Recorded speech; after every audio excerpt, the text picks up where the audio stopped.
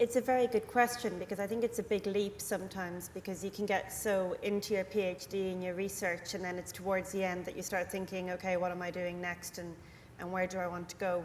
I think first of all, look for opportunities within your own department, your own university, because quite often there'll be opportunities to speak, and it's a safer environment most of the time.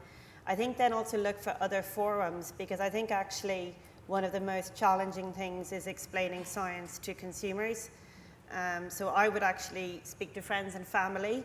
They may not always be happy to do that. I know my own family pretty much have no interest in what I do. But I do think if you can find some people, often in some bars even, they have like science months or events like that. So really search or create one, and just bring people and go up to them afterwards and say, I'm trying this. I want to know, what did you think was good? You know, what was bad? What could I improve? I think always having that reflection of how can I do this better will eventually get you in that right path. And I think maybe joining groups where you're either writing or blogging, so that when you get to an interview stage and somebody asks you, what have you done that you think prepares you for this type of career, you can say, well, I've done X, Y, Z, and then there's a bit of a confidence in being able to say concrete things. Kat, do you want to add anything? So I guess from a personal perspective, I was quite like you. I was like, how can I get some experience? So the first thing I did was I asked my supervisor. So you quite often find that academics are so busy that if you say to them that you're keen to get experience of writing, they're quite happy to give you stuff to take it off their hands. So I wrote a book chapter for my supervisor. I wrote like a section of the website for the group about explaining the science we did to members of the public.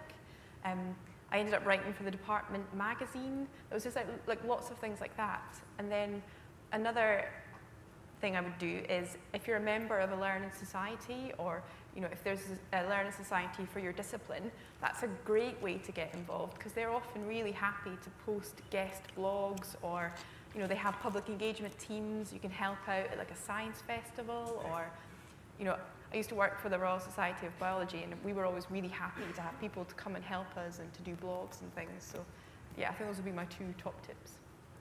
Yeah, so I have a tip. So before you actually try anything, I have a sort of exercise that you should all do before you decide that you want to do science communications.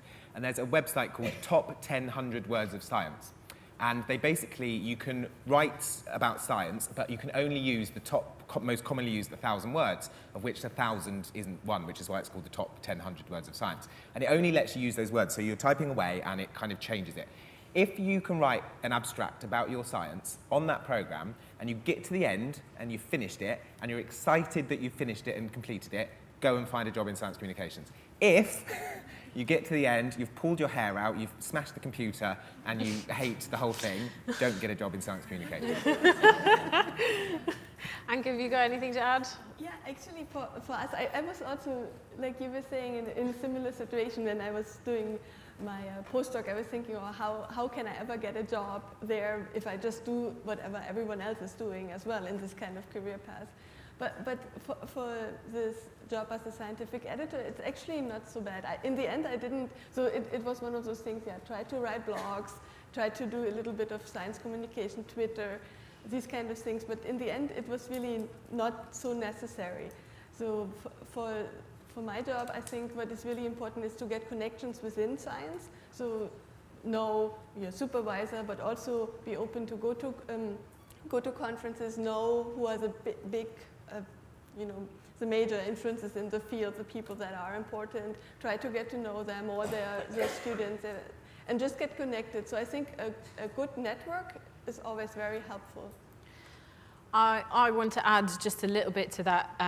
One of the things that a lot of scientists at all stages of a scientific career say to me is, yes, I want to get experience in X, Y, Z, but I have 0 time to do this. I am spending every waking moment thinking about my research, thinking about my lab. I've got pressure from person A, person B, person C, telling me I need to do, I need to look and help for the funding that they're doing. I need to look and do my research. I need to write up my data analysis. I need to, X, Y, Z.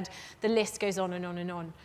And one of the things I say to a lot of people is, well, yeah, okay, but I have a list of X, Y, Z things to do in my job, and my line manager is telling me to do X, Y, Z, and I still manage to find a little bit of time to do the things that I'm passionate about. Because I'm passionate about them, I make time for them. And so it's really all about getting the right balance and also just having the right time management and learning that what you're passionate about is important for your future career, whatever direction it takes. And so make time for these things. And if your supervisor is just hounding you on something and you need a break from it because your work is just not going to go forward and you're just too tired, just say to them, look, no, I've allotted 3 hours for this and I've spent my time on that and I'm not going to be productive anymore. I'm going to take myself away and I'm going to do something else. But make that something else productive in a different way.